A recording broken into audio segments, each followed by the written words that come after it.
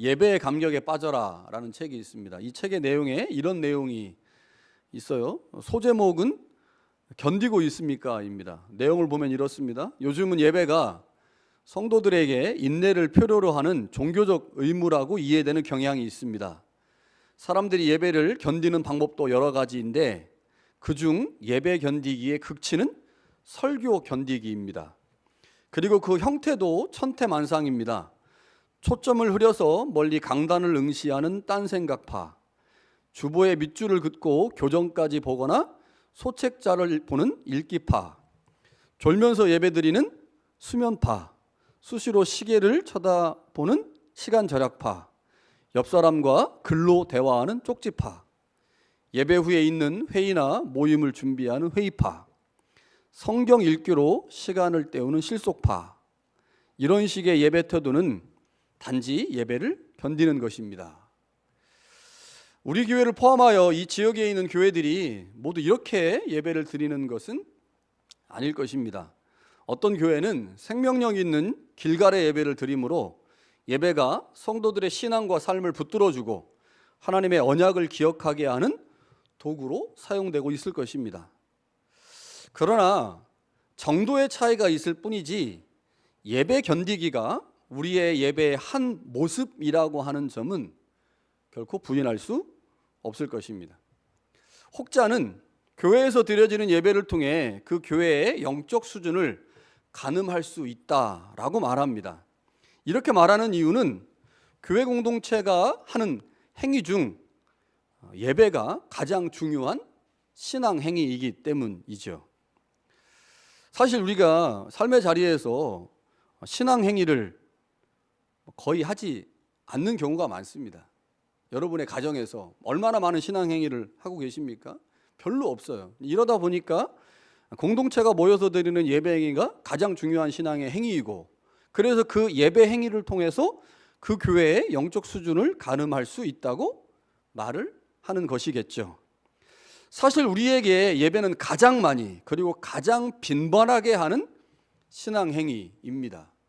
공동체 전체가 모여서 드리는 예배는 그 교회의 구성원들이 얼마나 집중하고 있는지 혹은 얼마나 최선을 다하고 있는지 그것을 보여주는 가장 중요한 지표이기 때문에 이 예배를 통해서 공동체의 영적 수준을 가늠할 수 있다라고 말하는 것 같습니다.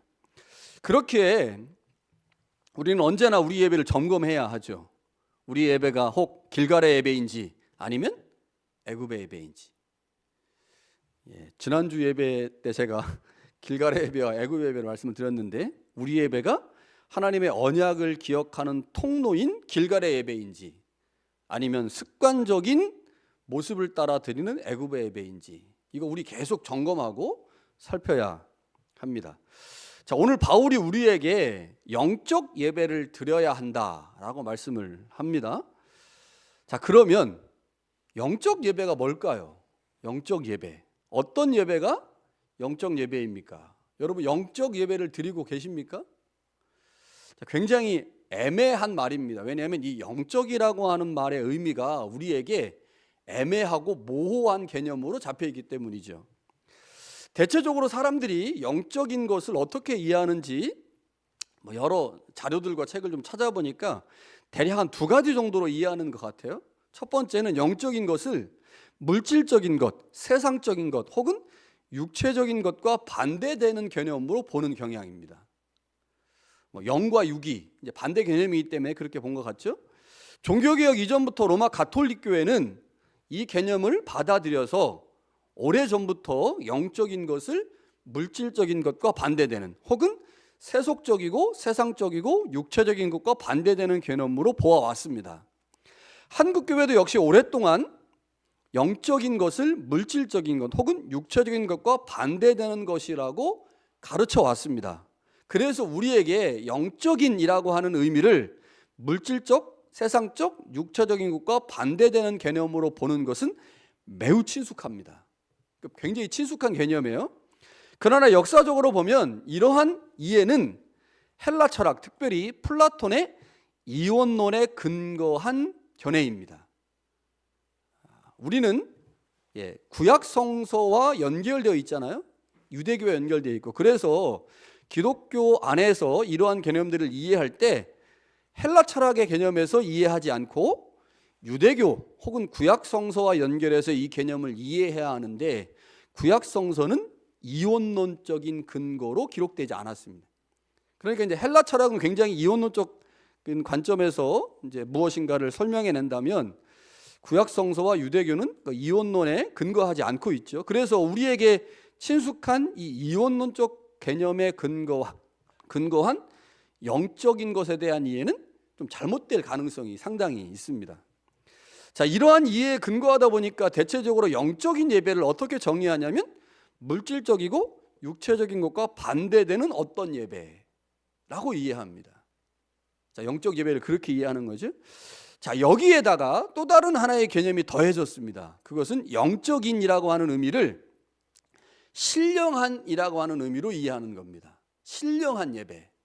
이렇게 이제 이해하게 된 가장 중요한 이유 중에 하나가 요한복음 4장에 보면, 하나님은 영이시니 예배하는 자가 영과 진리로 이렇게 되어 있잖아요. 그런데 예전 성경은 뭐라고 되어 있었냐면 신령과 진정으로 이렇게 이해했단 말이에요. 그러니까 영이라고 하는 말을 옛날 성경은 신령한이라고 의미를 부여해서 번역을 해놨어요. 그러다 보니까 우리가 영적인 것을 이해할 때 대체적으로 영적인 것은 신령한 것이다 이렇게 해요. 신령한 것이다. 이 신령이라고 하는 말, 신령하다라고 하는 말을 사전에서 찾아보면 이렇게 정의해놨습니다. 신비하고 초자연적인 것, 이게 신령한 거예요. 신비하고 초자연적인 것. 그러다 보니까 영적인 예배가 뭐냐? 영적 예배는 초자연적이고 신비 체험이나 경험이 동반된 예배다. 그러니까 여기서 뭔가 대단한 역사가 일어나야 이제 그 예배를 영적인 것이라고 이해하는 거죠. 그러니까 우리가 지금까지 영적이라고 하는 말을 이해할 때 하나는 헬라 철학에 근거한 개념으로 영적을 받아들였고, 하나는 우리의 삶의 자리에 있는 이 신령한이라고 하는 말의 의미를 가지고 영적인을 이제 이해한 거죠. 자, 그러다 보니까 우리 안에 자연스럽게 영적인 예배는 물질적인 것 혹은 육체적인 것과 반대되는 어떤 것을 추구하는 초자연적이고 신비 체험이 동반한 어떤 예배, 이런 방식으로 영적 예배를 이해해 왔습니다. 자, 그런데 이 영적 예배라고 하는 말이 어디에 있습니까? 제가 예배를 시작할 때마다 매번 읽는 로마서 12장 1절과 2절 말씀이잖아요. 이 말씀 안에 영적 예배라고 하는 말이 들어있는데, 우리는 지금까지 영적 예배를 이해할 때 이 단어가 가지고 있는 뉘앙스, 헬라 철학과 무속신앙 안에서 이해한 영적이라고 하는 단어를 가지고 영적 예배를 이해하는 경향이 매우 강했습니다. 대신에 이 단어가 속해 있는 로마서 12장 1절부터 5절의 문맥은 고려하지 않았죠. 그래서 이 말의 의미를 제대로 이해하려면 바울이 이 단어를 쓰고 있는 로마서 12장 안에서 이 영적 예배가 무엇인지를 생각해 보아야 합니다. 자, 영적 예배에 대한 이해는 두 가지 방식을 통해서 가능한데, 먼저는 이 영적이라고 하는 단어를 다시 살펴보는 거예요. 영적이라는 단어를 다시 살펴보는 것이고, 또 다른 하나는 이 단어가 속해 있는 로마서 12장의 문맥을 살펴보는 방법이죠. 자, 먼저 영적 예배를 이 단어를 통해서 그 의미를 보면, 여기서 영적이라고 하는 단어는 헬라어로 로기켄입니다. 로기켄. 자, 근데 이 로기켄이라고 하는 형용사는 로고스라고 하는 명사에서 왔어요. 로고스라는 명사에서 왔습니다. 그래서 이 로기켄이라고 하는 단어를 우리말 성경은 영적이라고 번역을 했지만 사실은 다양하게 다르게 번역할 수 있는 말인데, 대표적 번역이 이런 거예요. 이성적인, 합리적인, 마땅한, 합당한, 영적인, 다양하게 번역될 수 있는데, 이제 우리말은 이 단어를 영적인이라고 하는 말로 번역을 한 겁니다. 자, 새 번역은 어떻게 번역했을까요? 새 번역 성경은 합당한으로 번역을 했습니다. 그리고 공동 번역은 진정한이라고 번역을 했고요. 우리말 성경 개역개정판에 난해주에 보면 1이라고 써 있고요. 거기 뭐라고 되어 있냐면 합당한이라고 되어 있어요. 그러니까 헬라어 원어에서는 영적이라고 하는 번역보다 합당한이라고 하는 번역이 더 맞다는 거예요. 그런데 이제 우리 안에 있는 정서적인 영역을 고려해서 영적이라고 번역을 한 겁니다. 영어 성경은 어떻게 되어 있을까요? NIV 성경을 보니까 스피리추얼이라고 번역을 해놨어요. 영적인이라고 번역을 했고요. KJV 성경은 이건 리즈너블이라고 번역을 했습니다. 합리적인이라고 번역을 한 거죠. 그러니까 우리말 성경하고 영어 성경을 다 통틀어서 보니까 영적인이라고 번역하는 성경이 반절 정도 되고 합리적인 혹은 합당한이라고 번역하는 성경이 한 반절 정도 됩니다. 그러니까 둘 중에 하나의 번역으로 이제 성서가 번역을 한 거죠. 자, 그런데 우리말 성경과 같이 영적 예배 혹은 영적인 예배로 번역하여 이해할 때 우리가 가지고 있는 영적인 것에 대한 편견과 오해가 있잖아요. 우리 안에 분명히 영적인 것이라고 하는 것에 대한 편견을 한쪽은 헬라 철학의 영향을 받아서 하나는 우리의 무속신앙의 영향을 받아가지고 영적이라고 하는 말에 오해가 있어요. 그래서 이 오해를 이제 없애기 위해서는 원어에 조금 더 가까우면서 그 오해를 불식시킬 수 있는 번역인 합당한 혹은 합리적인이라고 번역하는 것이 사실은 맞는 번역이죠. 자, 그러니까 영적 예배가 뭐냐? 무슨 예배예요? 합리적 예배예요. 합당한 예배고 마땅한 예배고. 자, 우리가 그리스도인으로서 이 땅에서 해야 될 마땅한 일이 있지 않습니까? 마땅한 일. 어떤 일이 있을까요? 그리스도인으로서 해야 될 마땅한 일. 그거를 예배와 연결시켜 보는 겁니다. 자, 합리적인. 야, 우리가 그리스도인으로 이 땅을 살아간다고 하는 거, 야, 이거 합리적인 거 아니야? 이거 마땅한 거 아니야? 이거 반드시 해야 되는 거 아니야? 그러니까 이런 의미를 가지고 요 영적인 예배를 이해한다고 하면 그 영적 예배가 오늘 우리에게 좀 다르게 다가올 수가 있는 거죠. 그러나 이것만으로 이 영적이라고 하는 말의 의미가 스피리추얼이다 혹은 리즈너블이다라고 하는 말을 가지고 영적 예배의 의미를 다 파악할 수 있느냐? 그렇지 않습니다. 그러니까 뭔가 지금 우리가 이해하고 있었던 영적 예배가 우리가 원래 알고 있었던 영적 예배와 좀 다르다라고 하는 뉘앙스는 받을 수 있지만 이 단어만 가지고 이 말의 의미를 제대로 이해할 수 있는 건 아니죠. 그래서 영적 예배 혹은 합당한 예배가 구체적으로 무엇인지 이 본문 안에서 그 의미를 찾아봐야 하는데 바울은 이 합당한 예배를 이렇게 말합니다. 합당한 예배는 너희 몸을 하나님이 기뻐하시는 거룩한 산 제물로 드리는 것이다. 자, 너희 몸을 산 제물로 드리는 것, 그것이 합당한 예배다. 영적 예배다. 합리적 예배다. 이렇게 말합니다. 자, 이해가 되십니까? 합당하고 영적이고 합리적인 예배가 우리 몸을 거룩한 산 제물로 드리는 거예요. 잘 이해가 안 되죠? 뭐 이해가 안 되는 게 당연한 겁니다. 그래서 제가 이제 설교를 하잖아요. 이해가 안 되니까. 자, 여기서 우리가 이 말의 의미를 이제 본문에서 찾을 수는 없어요. 왜냐하면 바울이 본문에서 설명을 안 하거든요. 그럼 바울이 본문에서 이걸 왜 설명 안 할까요? 만약에 바울이 이 본문을 지금 로마 교회가 읽고 있다면 로마 교회는 이 본문을 읽으면서 그 의미를 이해했어야 될 것입니다. 그렇겠죠? 이해되지 않는 말을 쓰는 거는 사실은 좀 말이 안 되잖아요. 그럼 바울이 로마 교회에게 편지를 썼을 때 로마 교인들이 그래, 합당하고 영적인 예배는 우리 몸을 하나님이 기뻐하시는 거룩한 산 제물로 드리는 거지. 그렇지. 로마 교회는 이해했을 거라는 거죠. 근데 우리는 왜 이해하지 못할까요? 우리는 로마서 12장을 읽을 때 그 앞에 있는 내용들을 기억하지 못하거든요. 그러니까 로마서 1장부터 차근차근 본문의 내용들을 다 이해해가면서 12장 1절에 도달했을 땐 그래, 이 말씀이 이거구나, 이렇게 이해할 수 있다는 거죠. 무엇을 말합니까? 12장의 말씀은 그 앞에 나와 있는 내용들을 전제하고 있는 말씀이에요. 로마서는 1장부터 11장까지 또 12장부터 16장까지 두 단락으로 나눠진다고 하는데 12장 1절부터는 권면 단락입니다. 권면은 뭐에 근거해요? 교리에 근거하죠. 그러니까 1장부터 11장까지의 내용을 전제로 해서 12장의 내용들이 이제 권면 단락으로 나오기 때문에 12장의 내용은 반드시 뭐와 연결되어야 됩니까?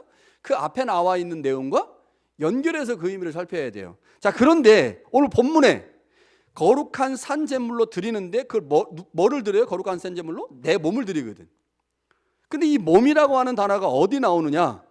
6장에 나와요. 제가 여러분 로마서를 1장부터 8장까지 강의를 저희 교회에서 했잖아요. 제가 강의하면서 정말 많이 했던 말, 무슨 말일까요? 로마서에서 제일 중요한 장은 6장이다. 이거 제가 되게 많이 얘기했습니다. 기억을 하십니까? 기억하셔야 돼요. 로마서에서 제일 중요한 장은 로마서 6장입니다. 자, 그런데 6장에 어떤 단어가 집중적으로 나오냐면 몸이라고 하는 단어가 집중적으로 나와요.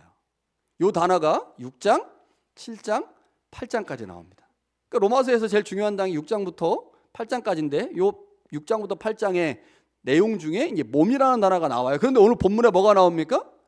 영적 예배는 우리의 몸을 살아있는 제물로 드리는 거예요. 그러면 바울이 12장 1절에 권면하는 이 말씀은 6장에 나와 있는 몸과 관련된 말씀과 연결되는구나 라고 이해할 수 있겠죠. 그러면 6장에 가서 그 몸의 의미를 살펴야만 오늘 우리가 드리는 영적 예배, 우리의 몸을 하나님 앞에 살아있는 제물로 드리는 것의 의미가 무엇인지를 정확하게 알 수가 있습니다. 자, 6장에 가면요, 바울이 몸을 설명하면서 옛사람의 몸이 있고 새사람의 몸이 있다라고 얘기를 합니다. 옛사람의 몸은 죄의 몸인 반면에 새사람의 몸은 은혜의 몸이고 하나님의 은혜 아래에 있는 몸이다. 이런 방식으로 설명을 합니다. 우리는 본래 모두 죄의 종이었기 때문에 우리의 몸은 죄가 지배하는 몸이었습니다. 원래 죄가 지배하는 몸이었는데 우리가 하나님의 은혜로 예수 그리스도의 십자가의 은혜로 말미암아 십자가에서 함께 죽고 그리스도와 함께 살아남으로 우리의 옛사람의 몸이 죽었다는 거예요. 옛사람의 몸이 죽었어요. 그리고 새사람의 몸을 입었습니다. 그러니까 이거는 옛날에 내가 예수님을 믿기 전에는 옛사람의 몸이었는데 예수님을 믿고 난 후에 이 몸이 새사람의 몸이 된 거예요. 그래서 우리는 이제 더 이상 죄의 지배 아래 있지 아니하고 예수 그리스도의 지배와 통치를 받는 새 사람이 됐습니다. 이 새 사람이라는 단어가요, 에베소서에도 골로새서에도 바울이 여러 번 사용하기 때문에 바울에게 예수를 믿는 사람들은 옛사람의 몸이 아닌 새 사람의 몸이 됐다. 이걸 굉장히 강조를 하죠. 자, 그런데 이게 좀 문제가 있어요.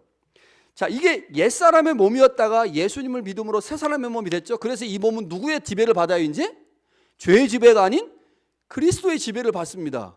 자, 그런데 우리가 새 사람의 몸이 됐다고 그래서 이 몸이 분쇄기 들어가가지고 싹 갈린 상태에서 다시 새로운 몸을 얻은 겁니까? 그런 게 아니잖아요. 이 새로운 몸은 언제 얻어요? 부활 때 얻거든요. 부활 때. 이 몸이 땅에 들어가서 썩고 새로운 육체를 입는 부활 때까지는 이 몸이 새 몸이지만 이 몸은 또 어떤 몸이었어요? 죄의 몸이었거든요. 죄의 몸. 그러니까 죄의 몸과 새로운 몸이 동시에 존재하는 거예요. 그래서 우리 안에 악한 자아가 여전히 있고 새로운 자아가 있는 거죠. 내일 모레 영성 특강에서 그 얘기를 좀 할 건데, 자, 그렇기 때문에 바울이 우리의 몸이 원래 죄에 순종하는 악한 몸이었기 때문에 그 습성이 여전히 있어가지고 통치자가 바뀌었고 새로운 몸이 되었음에도 불구하고 언제든지 우리의 옛사람의 몸이 옛 주인을 섬기려는 습성을 갖게 된다는 거예요. 그래서 우리는 끊임없이 뭐 해야 됩니까? 그 옛사람의 몸이 나를 지배하지 못하도록 그것을 매일매일 죽여야 되는 거예요. 매일매일 죽여야 돼. 그 죽이는 과정이 뭐예요? 그게 신앙생활이에요. 그 죽이는 과정을 바울은 로마서 6장에서 순종이라고 하는 단어로 설명합니다. 그러니까 6장에서 설명하고 있는 복음의 본질적 내용이 12장에서 설명하고 있는 너희 몸을 살아있는 제물로 하나님께 바쳐라라는 말과 같은 말인 거죠. 자, 그렇다고 하면 우리의 몸을 거룩한 산 제물로 드리라라고 하는 말은 다시 말하면 죄의 지배 아래 벗어난 우리가 그리스도의 통치를 받고 그분의 말씀에 순종하는 삶을 살아야 된다라고 하는 말인 거죠. 그러니까 우리의 자아가 새로워졌지만 우리의 몸이 새롭게 됐지만 우리의 몸은 이미 죄를 경험했던 몸이기 때문에 죄의 유혹에 쉽게 빠지고 죄의 유혹을 따라서 다시 사단을 섬기는, 죄를 섬기는 쪽으로 가려고 계속 발버둥을 치거든요. 그것을 계속해서 끊어내고 그 옛 자아와 싸워서 이기는 거, 이게 신앙생활인데 바울은 그것을 네 몸을 살아있는 제물로 드려라. 다시 말하면 매일매일 죽이라는 겁니다. 매일매일 죽여라. 이게 바로 뭐라고요? 그게 영적 예배다. 합당한 예배다. 자, 그렇지 않습니까? 우리가 하나님의 자녀가 됐고 새로운 몸을 부여받은 하나님의 백성이 되었다면 옛 자아를 죽이는 것은 그건 마땅한 거죠. 합당한 거죠. 그렇게 삶을 살아내는 게 곧 뭐라는 겁니까? 그게 하나님을 예배하라는 거예요. 하나님을 예배하는 거다. 자, 그러니까 지금 바울은 예배를 어디에 초점을 두고 얘기하고 있냐면 삶과 연결시켜서 말하고 있어요. 삶과 연결시켜서. 자, 2절에 가면요, 바울이 영적 예배가 드려지는 현장, 우리의 삶의 자리에 대해서 다시 한번 말씀합니다. 자, 어떻게 설명하느냐? 2절에 보니까 이 세대를 본받지 말라라고 말해요. 이 세대를 본받지 말라. 바울이 왜 이 세대를 본받지 말라라고 말씀할까요? 이 세대는 죄가 사망으로 왕노릇하는 세대이기 때문입니다. 이게 뭐예요? 죄의 유혹에 빠지지 말라는 거예요. 너희가 죄를 섬기던 몸에서 이제 새로운 몸이 되었으니 너희 주인이 그리스도로 바뀌었으니 더 이상 세상을 주인으로 섬기는 어리석은 짓을 하지 말라라는 말을 이 세대를 본받지 말라라고 표현한 거죠. 로마서 8장의 표현을 빌리면요, 이 세대는 육체의 욕심을 따라 하나님과 원수가 되는 것만을 추구하는 세대입니다. 우리가 이 세대와 상관없이 살아간다면 이렇게 말할 이유가 전혀 없겠지만 우리는 이 세대 안에 살아간단 말이죠. 그렇게 이 세대의 영향을 받을 수밖에 없습니다. 그럼에도 불구하고 우리는 이 세대를 본받지 않아야 되는 거죠. 이 세대는 악한 세대이고 이 세대는 하나님과 원수가 되는 일만은 하는 세대이니 그렇다고 우리가 이 세대를 떠나 살 수 있습니까? 아니요, 그럴 수는 없어요. 이 세대 안에 살고 있거든. 그래서 이 세대 안에서 악한 것들은 거부하지만 이 세대를 향한 하나님의 뜻이 무엇인지를 찾아야 돼요. 굉장히 어려운 거 신앙생활이라는 게. 그냥 아예 산속으로 들어가서 신앙생활 한다면 쉽겠지만 산속에 들어갈 수 없어요. 이 땅을 살아야 돼. 그런데 이 땅에서 여전히 하나님의 원하시는 것이 무엇인지를 찾으며 그것을 추구하지만 이 세대는 본받지 않고 이 세대는 거부해야 되는, 이게 우리의 신앙생활인 거죠. 요한복음 3장 16절에요, 주님이 이렇게 말씀하십니다. 하나님이 세상을 이처럼 사랑하사 독생자를 주셨으니. 이 세대는 분명 악한 세대입니다. 하나님을 모르는 자들이 죄의 종으로 살고 있는 세대가 바로 이 세대죠.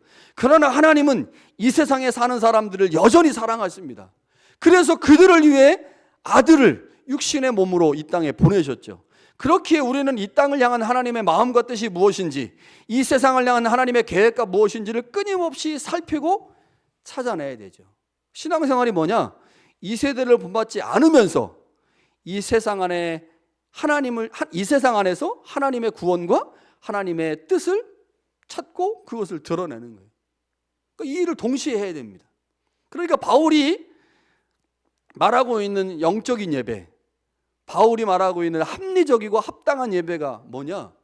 우리의 옛 육신이 죄의 종으로 빠지지 않도록, 이 세대를 본받지 않도록 끊임없이 우리를 쳐서 그 옛 자아를 죽이는 일을 해야 하는 것이고, 또 다른 한편에서는 그럼에도 불구하고 이 땅을 향한 하나님의 구원의 계획이 있으니 그 구원의 계획이 무엇인지를 찾고 그 안에서 하나님의 뜻을 드러내는 일을 하는 것, 이게 바로 우리가 이 땅을 살아가면서 해야 될 영적 예배라는 겁니다. 합당한 예배. 자, 그러면 바울이 왜 영적 예배를 삶의 자리와 연결하고 있을까요? 여러분, 우리가 예배라고 할 때 그 예배는 뭐를 의미합니까? 보통 공동체가 함께 모여서 드리는 것을 의미하죠. 이렇게 지금 모여 있는 것, 이게 우리한테 예배예요. 자, 우리는 지금까지 이 공동체가 모여서 드리는 예배가 중요하다고 배웠습니다. 실제로 중요하죠. 그런데 바울은 오늘 로마 교회에게 공동체 예배보다 삶의 예배를 강조하고 있다는 거죠. 왜 바울이 이걸 강조하고 있을까요? 사도행전 2장과 4장에 보니까요, 초대교회는 매일 모였습니다. 매일 모였어요. 매일 예배했어요. 그 당시의 상황에서 본다면요, 로마교회 성도들은 어쩌면 지금 한국교회 교인들이 모이는 것보다 훨씬 더 자주 모였을 것입니다. 한국교회도 엄청 자주 모이잖아요. 월요일부터 토요일까지 새벽기도 모이고, 토요일날 안 모이는 데는 주일날 모이고, 제가 예전에 있었던 교회는 월요일부터 금요일까지 새벽기도에, 토요일은 금요기도회가 있으니까 쉬고, 주일날 새벽기도 모이고, 주일날 1, 2, 3부 예배 드리고, 오후 예배 드리고, 또 저녁 예배 드리고, 와, 일주일에 예배가 몇 번 있는지. 그렇게 엄청나게 많이 모이는 교회가 한국교회지 않습니까? 그런데 그 교회보다 훨씬 더 자주 모였을 거예요. 모일 때마다 성찬식을 했습니다. 모일 때마다 교제했고 찬양했고 말씀을 들었죠. 그러니까 로마 교회도 매일매일 예배 드렸을 거예요. 매일매일. 그러니까 지금 바울이 로마 교회에게 지금 권면하고 있는 삶의 예배는 전적으로 공동체가 모여서 드리는 예배를 전제하고 있는 겁니다. 공동체가 모이는 예배를 드리지 않는데 거기다가 삶의 예배가 중요하다고 말할 수 있겠습니까? 아니, 그럴 수는 없는 거죠.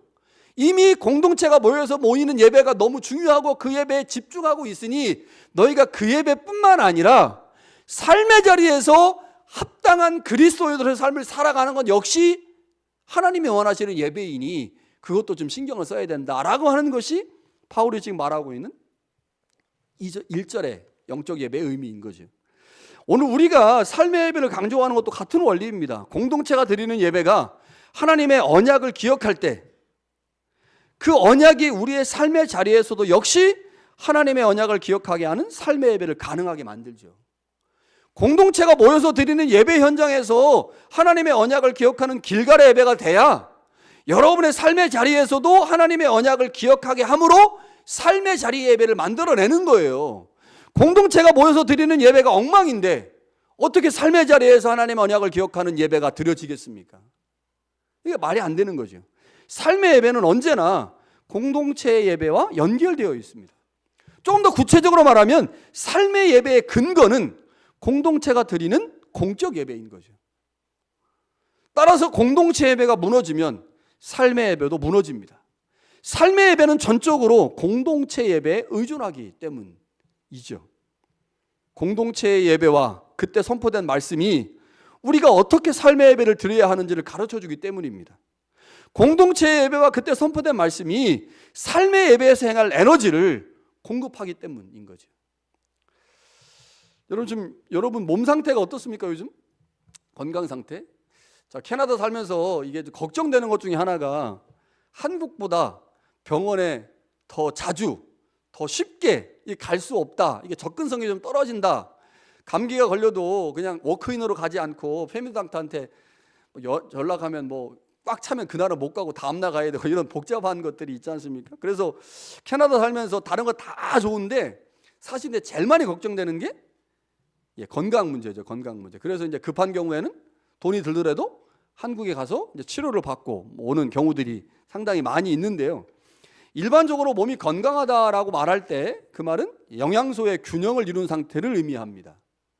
골고루 먹어야 이제 건강한 거죠. 가장 기본적인 것이 3대 영양소죠.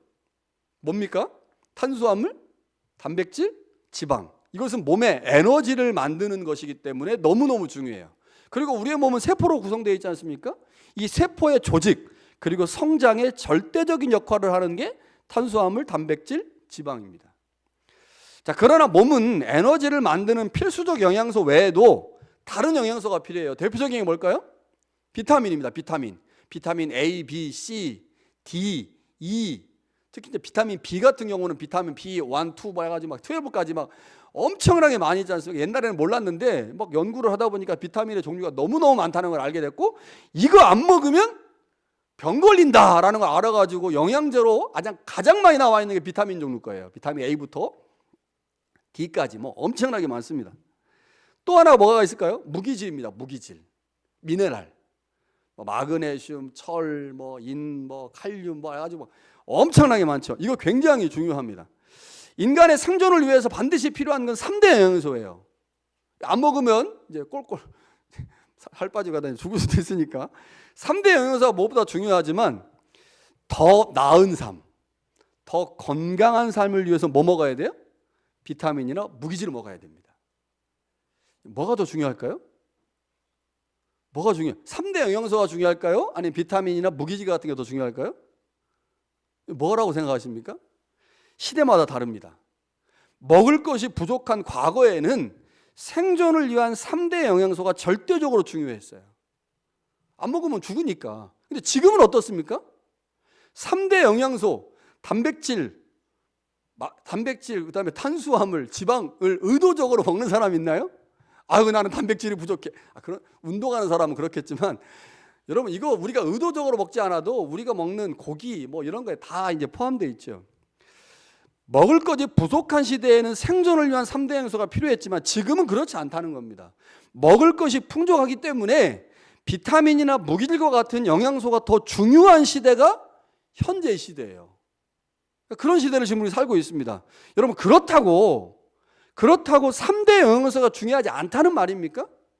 자, 권면을 하는 거예요. 아유, 집사님 비타민 챙겨 먹어야 돼. 비타민. 그 무기질, 마그네슘 너무 좋더라고. 그거 먹어. 그거 먹어야 돼. 여러분 이 말이 무기질이 필요하니까 비타민이 필요하니까 3대 영양소는 안 먹고 이것만 먹어도 된다는 말이에요? 그렇지 않죠. 비타민이나 무기질을 잘 챙겨 먹어야 된다는 말은 기본적으로 3대 영양소에 문제가 없다는 걸 전제하는 말입니다. 이거는 문제가 없으니 문제가 생길 수 있는 더 건강하고 더 안전한 삶을 위해서 이거 먹으라라고 얘기하는 거죠. 여러분 신앙생활도 마찬가지입니다. 신앙생활에는 3대 영양소 같은 것들이 있어요. 3대 영양소 같은 것들이 있어요. 그리고 비타민이나 미네랄과 같은 영양소에 해당되는 것도 있죠. 이런 말씀의 섭취 측면에서 한번 보겠습니다. 신앙생활에서 무엇보다 중요한 것은 주님의 말씀을 먹는 겁니다. 너무너무 중요하죠. 주님의 말씀 먹는 거야. 그것이 우리의 신앙생활의 영양분이기 때문에 우리는 매일매일 주님의 말씀을 먹어야 됩니다. 자, 그런데 우리가 주님으로부터 오는 말씀, 그 말씀의 영양분을 먹는 가장 중요한 통로가 뭘까요? 가장 중요한 통로. 그 통로는 공동체가 함께 모여드리는 예배입니다. 그 예배 시간에 선포되는 목사의 30분 혹은 35분의 설교가 여러분이 먹는 주식이에요. 주식. 3대 영양소입니다. 근데 이것만 먹어가지고 보다 건강한, 보다 나은 그리스도인의 삶을 살 수 있느냐? 그렇지 않다는 거죠. 그래서 뭐 강조하는 거예요? 비타민 먹으라고 하는 거예요. 비타민 먹어라. 미네랄 먹어라. 그럼 여러분 비타민과 미네랄이 뭐겠어요? 여러분의 집에서 여러분이 혼자 말씀을 읽는 겁니다. 말씀을 묵상하는 거고 큐티하는 거고 이게 뭐예요? 그게 미네랄 먹는 거예요. 그게 비타민 먹는 겁니다. 그러면 교회에서 공동체가 함께 드리는 예배를 통해서 부여되는 3대 영양소와 여러분이 집에서 먹는 미네랄과 비타민을 통해서 정말로 건강한 그리스도인이 만들어지는 거죠. 여러분 이게 우리가 지금 추구하고 있는 겁니다. 그래서 바울이 로마 교회에게 영적 예배는 여러분의 삶의 자리에서 드려지는 것입니다 라고 말하는 이유는 로마 교회가 함께 모여서 드리는 공동체 예배가 탄탄하고 문제가 없으니 거기서 하나님의 말씀을 배웠으니 이제 삶의 자리에서 그 말씀을 실천하라고 말씀하는 거죠. 교회에서 섭취하는 말씀이 3대 영양소라면 가정에서 섭취하는 말씀은 비타민과 미네랄입니다. 두 개를 다 먹어야 건강한 거죠. 여러분 우리 예배를 소중하게 생각합시다. 우리는 함께 모여 공동체로 예배합니다. 그 예배 현장에서 주님은 우리에게 생명의 말씀을 주십니다. 그 말씀을 생명으로 받을 때 우리는 그 말씀의 능력을 따라 삶의 자리를 하나님을 예배하는 영적 예배의 자리로 만들 수 있습니다. 그렇게 우리는 우리의 삶 전체로 하나님을 예배하는 자가 되는 거죠. 모여서 공동체가 모여서 드릴 때도 하나님을 예배하는 자로 또 여러분의 삶의 자리에서도 역시 하나님을 예배하는 자로 설 수 있게 되죠. 이것이 우리의 삶 전체로 하나님 앞에 드려야 될 영적 예배입니다. 이게 그리스도인이 이 땅을 살아가야 하는 마땅한 삶의 자세인 거죠. 여러분 그 자세가 여러분 안에 잘 만들어질 수 있기를 간절히 축원합니다.